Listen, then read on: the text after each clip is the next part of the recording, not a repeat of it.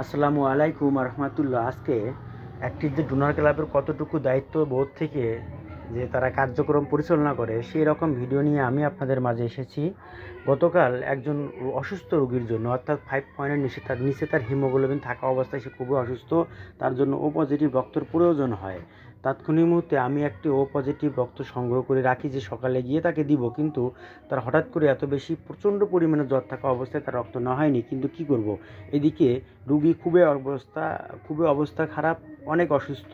তার মুখের দিকে চেয়ে কিন্তু তাকে কথাও দিয়েছি যে তাকে রক্ত ম্যানেজ করে ইনশাল্লাহ দিব। তাৎক্ষণিক মুহূর্তে চৌরাস্তার মাঠের চৌরাস্তার এক স্বর্ণর ব্যবসায়ী দুলাল ভাই, তাকে ফোন দেওয়ার পরে সে বলল ঠিক আছে ভাই, এমার্জেন্সি যেহেতু আমি দিব। তাহলে এই যে আমাদের যে দায়িত্ববোধ থেকে আমরা কীভাবে এই কাজগুলো করি, এই এরকমের দৃষ্টি থেকে আজকে আমি এই ভিডিওটা নিয়ে এসেছি আপনাদের মাঝে। আপনারা সকলে আমাদের এই গাইবান্ধা স্বপ্ন ফাউন্ডেশনের সদস্যদের জন্য দোয়া করবেন। সেই সাথে যারা আমাদের কথা মতো ব্লাড দিতে আগ্রহী হয় সেই সব ডোনার ভাইদের জন্য দোয়া করবেন, যেন পরবর্তীতে তারা এরকম মানবিক কার্যক্রমগুলো চালিয়ে যেতে পারে।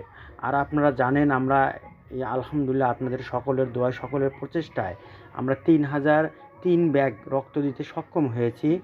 ইনশাআল্লাহ আপনারা সকলে আমাদের জন্য দোয়া করবেন, এরকম কার্যক্রম যেন আমরা প্রতিনিয়ত চলমান রাখতে পারি।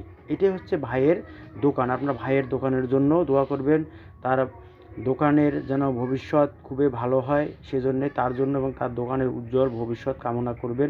আমাদের জন্য দোয়া করবেন। আসসালামু আলাইকুম রহমতুল্লাহ।